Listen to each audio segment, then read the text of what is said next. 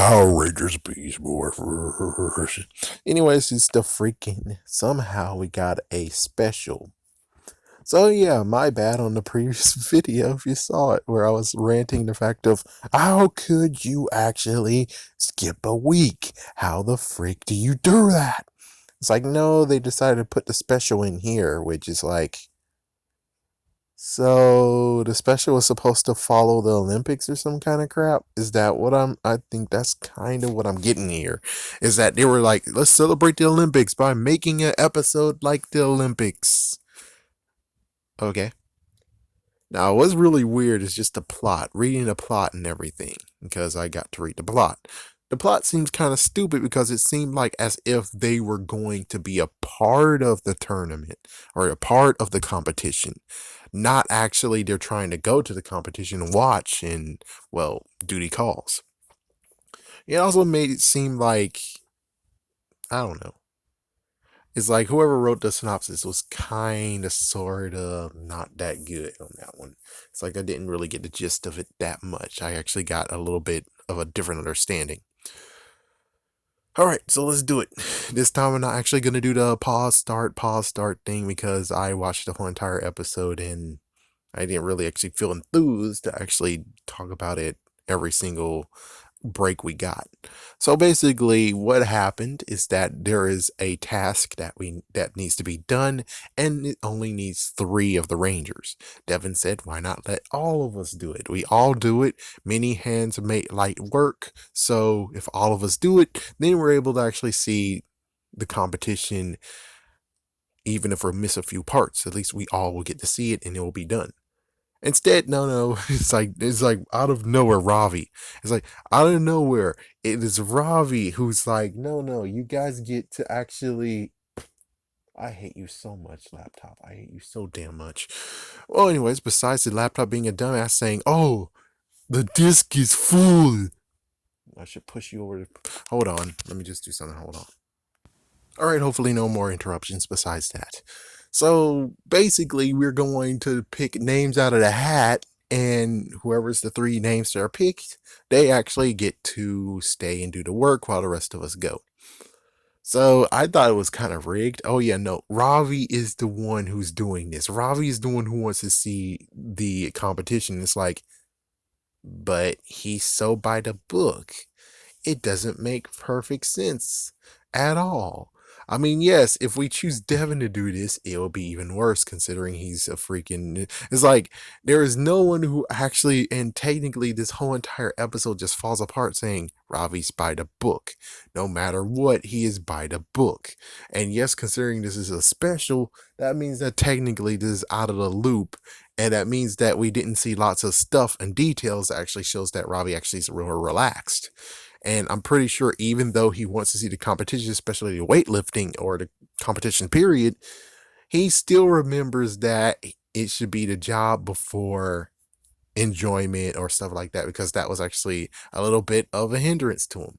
It's like that was a messed up distraction. That's like, yeah, the mom should have really came down on this. And it's kind of some way, shape, or form. It's the fact of, never mind, I couldn't say that. She's playing favorites and she was able to get her son to go because, well, that's what she planned on. Instead of saying all 5 of them do it, she's like, well, he can go with someone. Basically, how convenient. But so basically, numbers picked out of the hat. We have Devin, Zoe, and Nate being chosen, while Steele and Ravi can go watch the game. And it worked decently until Robotron showed up and like, yeah, what's up, man? We up in this, and it's like, oh great. And then the dude, it's like, yeah, the dude's a freaking damn jockey. He actually is. He's a buff dude. He threw weights on the 3 Rangers and they can't get up, and they had to call for backup. And it's like, well, that sucks. Well, that sucks. That horribly sucks. And eventually, got the freaking Robotron got defeated, and then it was like, did you guys even try to do anything? I mean, geez, you just called us and it's like, you didn't even try, did you? It's like, damn, that sucks, man. Damn. And not to mention, it's like, like, technically, it's like, yeah, even though Cruz is not supposed to be in battle anymore, it's like, why didn't you call Cruz?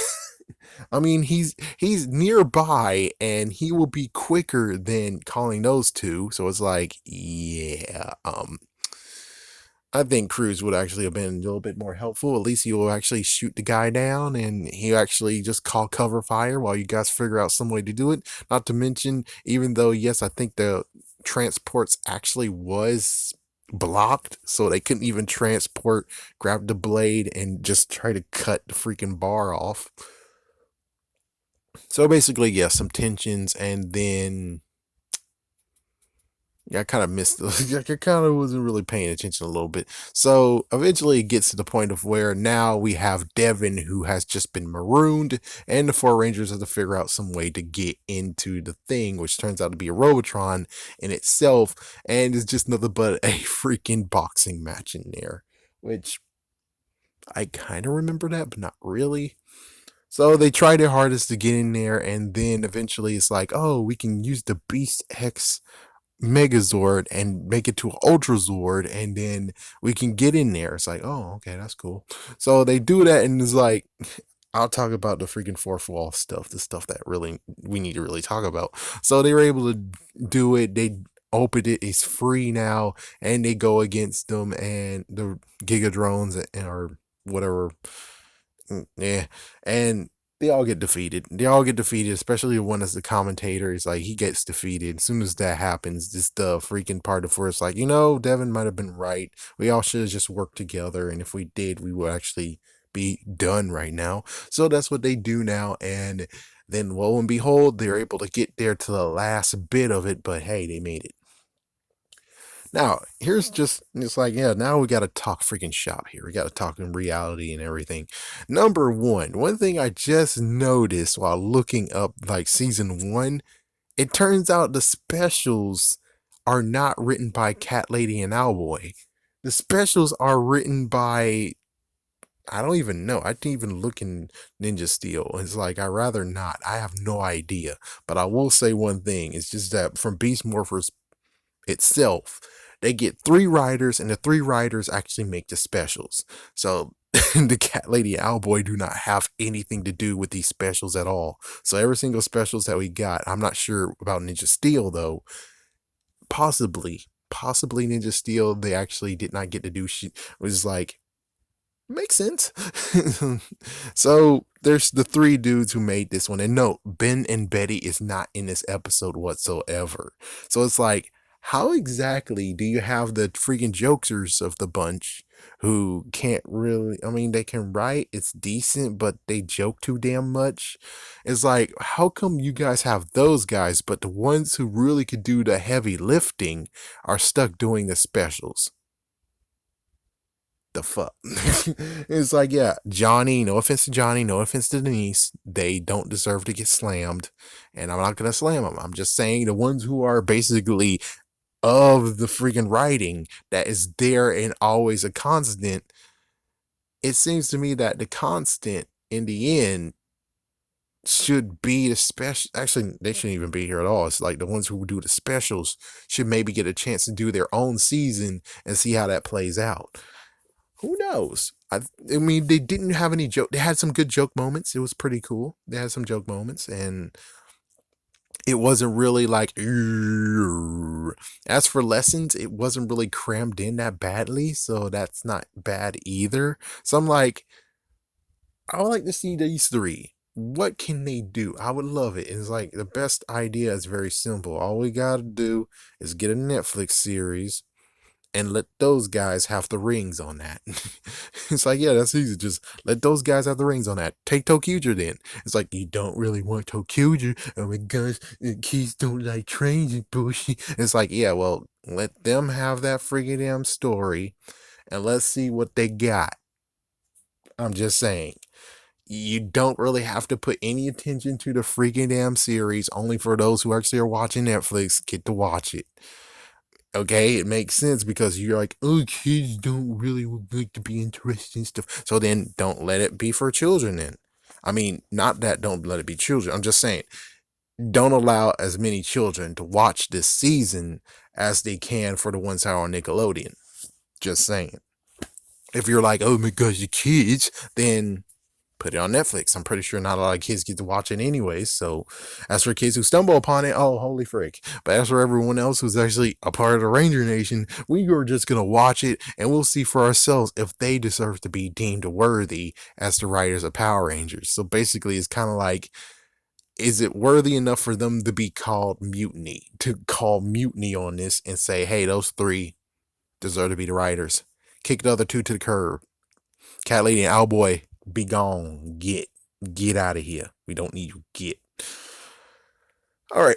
Last part is, of course, the one that I really need to talk about is the Beast X Megazord or Ultra Zord. This is the first time we see it. The only question is, when does this special go into sequence, number one, even though I guess it can seemingly go anywhere? But it's like, it seems to me that it's just introduced the fact of, oh yeah, we just made a Beast X Ultra Zord now. It's like, so this is how the Beast X Ultra Zord happens? And if that's true, well, if that's true, then does that mean that it will never be addressed anywhere in the season at all? Means that this is the introduction, and then after that, there's no whatever? Hmm, that's interesting. It's like, that's really interesting. It's like, so are they going to be redundant and do it in another episode to actually make it sequence? Or is it the fact that this one technically should be episode 8 and not the special? I don't know. It's like, I wonder if they're going to address it, because right now, what we got previously is the fact that we infuse Gorilla and Jackrabbit into it. So basically, I guess you could say, in a way, we have like step 1 of the Ultra Zord, but this will introduce step 2 of the Ultra Zord. And also, why in the world did you just do it right now? It's like, I'm just saying, it's like, why in the world did you choose now to show the Beast X Ultra Zord? Does that mean that you're gonna have a freaking Amazon exclusive? Are you gonna release the Beast X Megazord soon?